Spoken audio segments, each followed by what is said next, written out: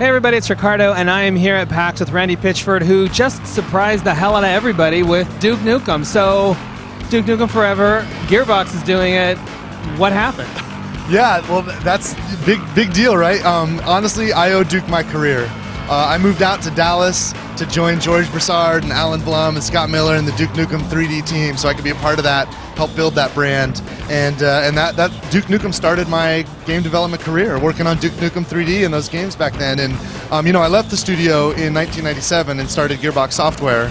And we've been very fortunate with Borderlands and Brothers in Arms and the game, the Half-Life games we did, and helping Microsoft and Bungie get Halo to the PC. We've been very fortunate, so we've been very successful. And when Duke ran into trouble last year, when 3D Realms kind of got to the end of it, and we all read the stories, and they had to shut down their studio and lay everybody off.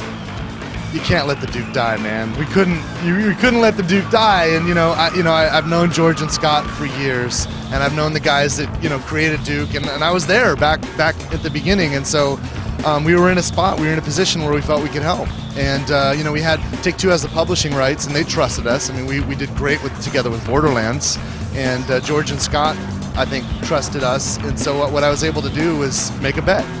Somebody said always bet on Duke, and I went all in, man. Let's make this happen. Duke can't die. So talk to us about what we're seeing, because it is, I don't know, we're all a little, I think, dazed, because the assumption would be we'd get like a trailer and then we'd have to wait a while, but you guys kind of brought a lot here. So talk to us about what you're showing off.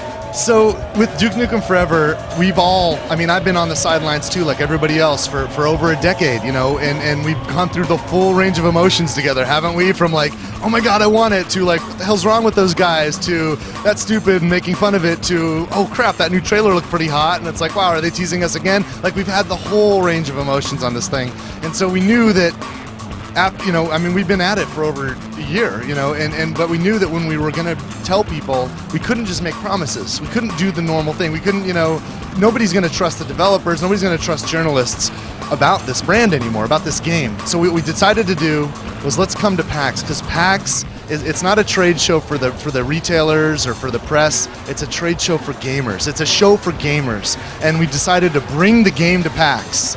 And like, it doesn't even, like, the booth we've got, it just says Duke Nukem Forever, and the lines are sick. I didn't expect this, but the people are waiting out there for like 4 hours, but you get inside and you can play the game. And so what we've done is we've brought the game here to give an opportunity to the tens of thousands of people that have come to PAX, the gamers that have come to PAX, to give them an opportunity to play the game themselves and see for themselves that it's real. And we think that's the best thing we can do. Now, I know everybody wants to talk about it, and I'm sure there's going to be a lot of things to say about it, but we really wanted to open by just putting it in the hands of gamers. Now, we're not going to see the footage, I think, for a little while, for a lot of reasons, but what can you tell us about what people are playing here? What slice? Well, we brought a demo. We're showing people kind of some snippets from a lot of different things, because it's a huge game, and all the kinds of things you'd imagine you want to do with Duke, and all the variety that you'd expect to be there, it's all there. So it's a huge game. But in this context, people won't have an opportunity to play, for hours and hours and hours and hours and hours. So what we did was we took a couple of pieces and brought them together so people can have a playable experience, seeing a couple areas in the game. And there's a boss monster fight, and there's some just classic Duke stuff. But you become Duke, and you're here to save the world and save our chicks from these friggin' aliens. What about multiplayer? Yeah, multiplayer's there too, and come on. Are we gonna have a Duke game where I'm not gonna be able to shrink you and step on you and you freeze me? We're gonna have to do all that stuff, and it is a blast. And so, next question, big one, when's it coming out?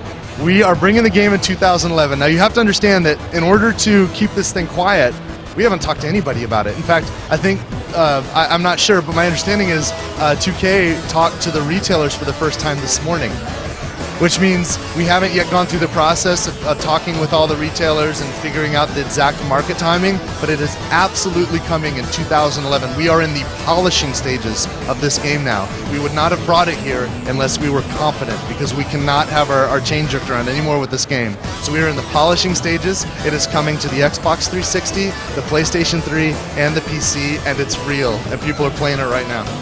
Once we get past the shock and awe of all this, we're going to have an opportunity to talk about all that, and I can't wait to come back to GameSpot, and we will show you everything, and we'll play the game together and have a blast. All right, well, it sounds like he promised he's going to show us a lot more really soon, so until then, this Duke Nukem Forever actually coming next year, and check back on the site for a lot more.